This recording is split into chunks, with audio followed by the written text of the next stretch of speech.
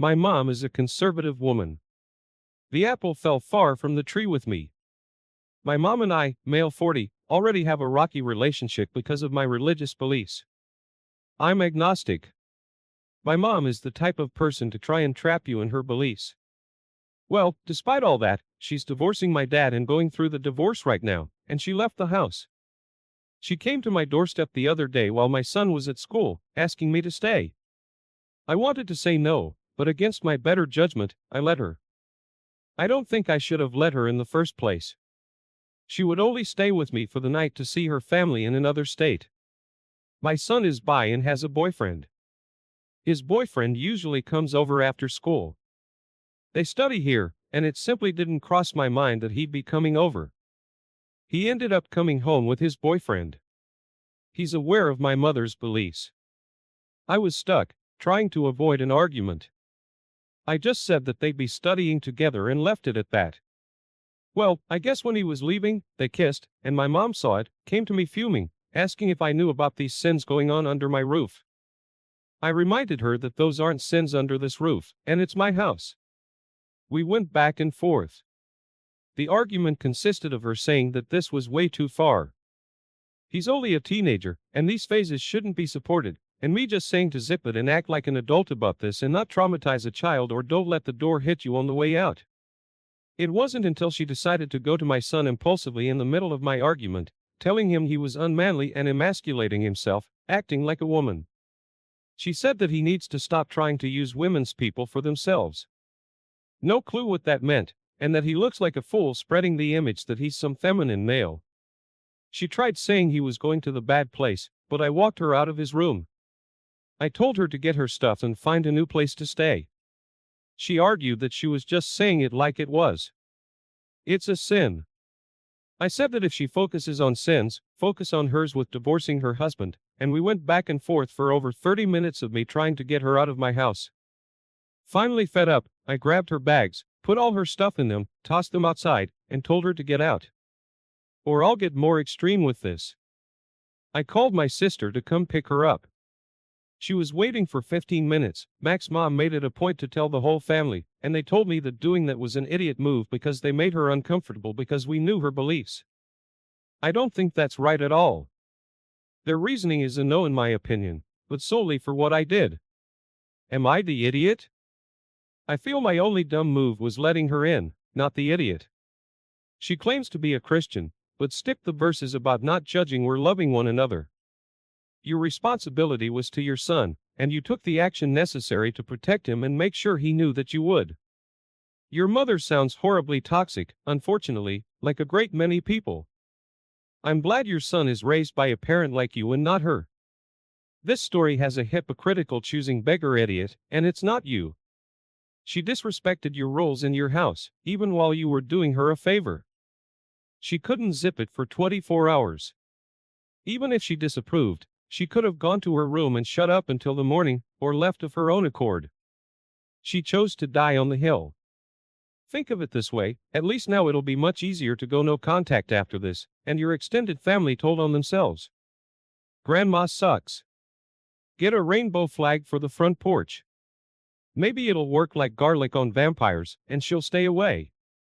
I'm 29 male, currently planning a wedding, and we're getting into the nitty-gritty details. For background, my parents got divorced when I was 5. The divorce happened after my dad fell in love with his current wife, my stepmom, Alice. They claimed they didn't cheat, but waited to be separated before anything physical happened. I don't know or need to know whether that's true. My dad and Alice got married, and we were living together by the time I was 7. They had my 2 siblings within the next 4 years. My parents had split custody, and Alice was 100% a mother figure to me. We're very close, and she's been there for me in every tough moment. She also helped pay for my college and grad school, which I greatly appreciate. My mom is a good mom, but we've never been as close as I am with my dad and Alice. Our personalities are very different. We're planning the first dances right now, and have my first dance with my fiancé, and she has hers picked out with her dad. Her parents are still married, so there's no drama there. But being so close to Alice, I really don't feel right excluding her and only dancing with my mom. So I asked her if she'd be comfortable doing one with me as well. She was overjoyed and cried with emotion.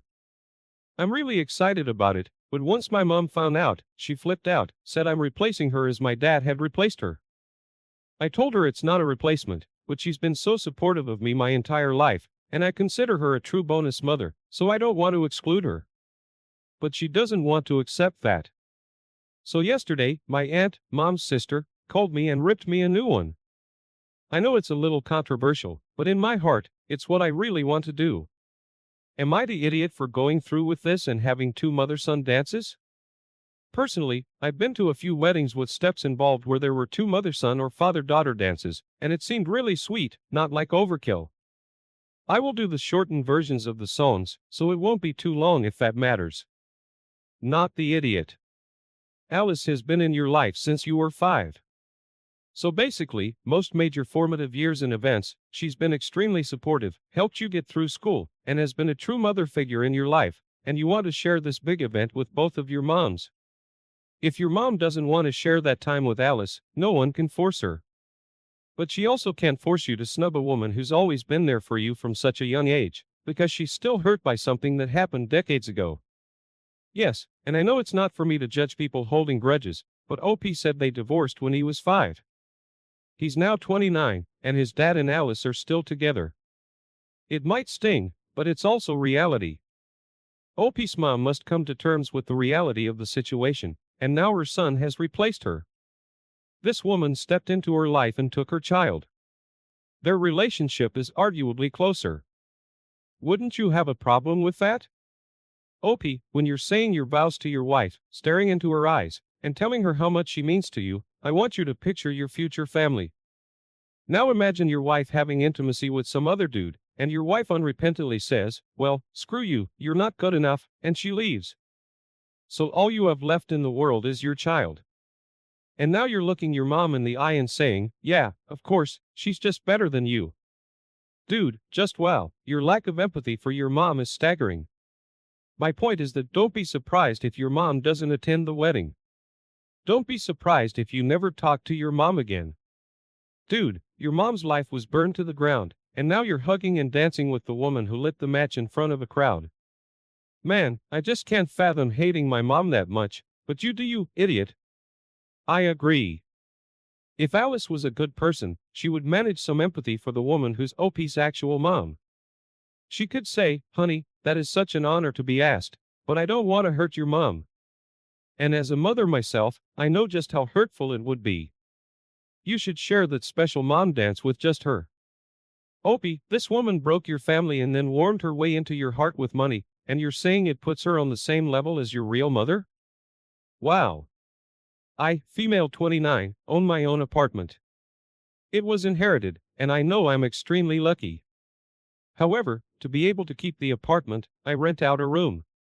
We share a kitchen, a living room, and a bathroom, and have separate bedrooms. When my current roommate, female 26, signed the contract, I reviewed it with her. Mostly standard stuff, but one section is added that no cats or babies. Children are allowed. Cats because I'm highly allergic, and children because I don't want to live with a child. Children visiting is fine. We have an agreement that any long-term visitors will need to be cleared by the other person. Breaking those rules will lead to eviction. We get along great. We're quite similar in our habits. She always pays her rent on time, and there is no food stealing. After about a year, she calls me into the bathroom one day.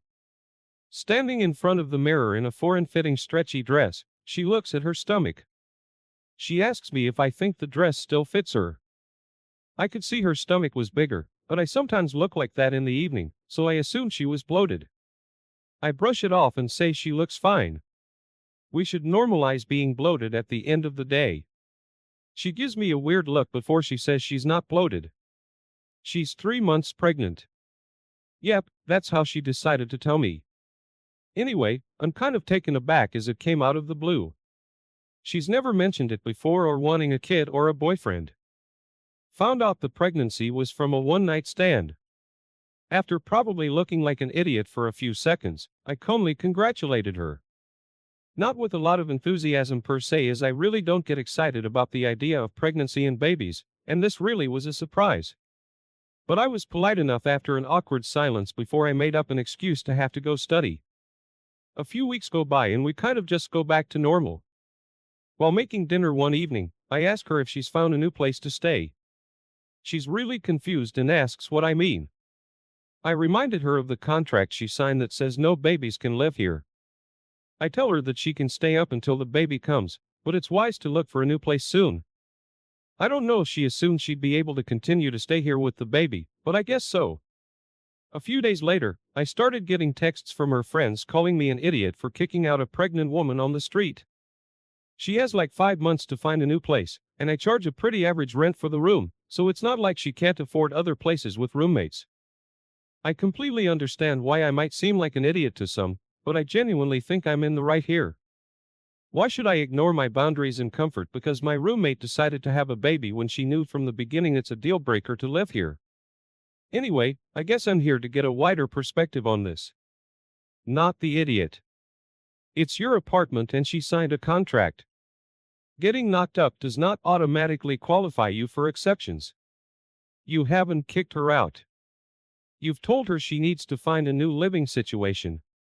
She has months to find a new place, and all those friends calling and texting you can offer up their home for her to stay.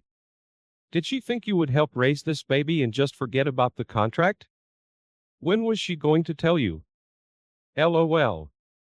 If she thinks she's going to do this all by herself, maybe she doesn't understand what's about to happen here, because it's hard for me to imagine how you wouldn't get pulled into helping all the time, or at the very least, being very inconvenienced and looking like a jerk when you tell you won't help out when she's exhausted and sleep deprived. So, I completely understand why you'd want to keep the boundary. Exactly. She did agree to the contract. No babies means no babies. You were never the kind of besties that you'd put up with someone else's baby, and you gave her 5 months' notice as well. Her financial situation is not yours to solve, and it's much kinder to be firm about this now than when she comes home from the hospital and finds her stuff on the curb. My wife and I have been married for a decade. She's a stay-at-home wife and we have no children. She has a daughter from a previous relationship, Sarah, and we've gotten along for the most part. Sarah's a junior in college pursuing a biology degree with additional courses required by medical schools. She's dreamed of being a doctor and helping people since her mom and I met. The problem is, she could be a better student. She's failed her biology 1 class and had to retake it to get a B. She really struggled in her next-level biology class and finished with a C. She also got a C in her chemistry class. She got a B in calculus 1 and 2. She's making A's in her non-science and non-math classes, so they're padding her GPA, which is at a 3.2. This semester, I just learned that she'd make B's and C's in her science and math classes. I'm not a doctor, and I don't know any doctors, but I did online research. I discovered that medical schools require many things, but at the top of the list is a high GPA and top grades in science and math classes. Unfortunately, with Sarah's grades, she's not getting into any medical school. I even looked into nursing school to see if I could talk her into going that route, and all the ones I looked at require higher grades than she has. I talked with my wife about it, and she said that medical schools look at other things besides grades, and that's where Sarah excels. She has a solid volunteer resume, and she cares about people. I argue none of that mattered if her grades weren't good enough. She argues that Sarah will do great in the interviews. As I said, I have no experience with medical school, so I can't argue with her logic. Instead, I talked with Sarah when she came home for Thanksgiving and told her to look into another major because she might not be cut out to be a doctor. She ran to her mom, and we all got into a huge argument. I lost my temper and yelled that I'm not wasting any more money on something she'll fail in. I told them both I'm not paying for next semester's classes unless she changes her major to something more realistic. I feel bad, I do, but I'm not rich, and I don't have money to waste if she doesn't have a chance to get into medical school. Am I the idiot? Not the idiot. Medical schools are very competitive, and everyone has a minimum GPA requirement. If her GPA is below that, they'll automatically reject her without the chance of an interview. Sometimes being a good parent is putting a stop to the madness and saying no, even though it's hard. I would go and speak with some professors and guidance counselors about this and see what they say, then have her go with you before any decision is made about her future. Is she aware of the work that goes into being a doctor? What would it be like? Can she do some work at a hospital and see how hard it is? See if nursing is best for her?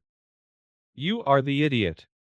It's your money, but to tell your stepdaughter out of nowhere that you cut the money isn't nice. Give her 1 semester to achieve better grades and prove herself, then she'd know what she had to do and what was on the line. I'm a successful engineer. Do you know what I had to calculus 1 and 3? Do you know what I never used since school? Any of my college classes. Well, a different career path, classes don't correlate to real-world experiences. Next time you go to your doctor's office, please ask your doctor about the last time they used calculus 1 or 2 in treating a patient. You are the idiot. It's not wasteful just because she doesn't have a 4.0. I've usually gotten along with all my son's teachers until now. A couple of weeks ago, I was talking to a single mom from my son's 3rd grade class and she was complaining about how hard it is to be a single mom. Then she said, "You single dads have it so much easier than single moms." The stuff she was complaining about seemed more about her being lazy, and it's not like her kid's dad isn't as involved as she is. I, on the other hand, am raising a preschooler and a young child solo. There's no child support, no one to take them off my hands, etc. I can't tell you how helpful it is when both have an after-school playdate with other kids. Parents take little stuff like that for granted. In response, I told the single mom, "It's not that I have it easier, it's that I have my act together." She was offended by my remark, but it's true. Yesterday, I was speaking to my son's teacher. She's someone I wouldn't get along with, so I don't try to deal with her unless I must deal with her. She asked me if I thought it was helpful to tell other parents that they were lazy. I asked her if she was helpful with her grammar and spelling errors in her class emails. She asked, "What errors?" I said, "I'll send her some examples because I want it to be helpful." So I did, and she hasn't responded. Personally, she should be paying more attention to her emails and less to providing commentary on discussions that she wasn't a part of. Not the idiot. Parents can't run to their child's teacher because of another adult. Also, if she took that as you told her she's lazy, then that's on her. She obviously knows it's true and got offended by it. Also, no reason for a teacher to mingle with parental stuff that has nothing to do with the child or education. I'd be petty too if she didn't have correct grammar teaching my child. Everyone's the idiot here. Look, I get it must be infuriating to have your parenting undermined by someone else, but take a breath and seek out the high road every so often. The mom was venting. Some people do a crappy job blowing off steam and bring other people down with them.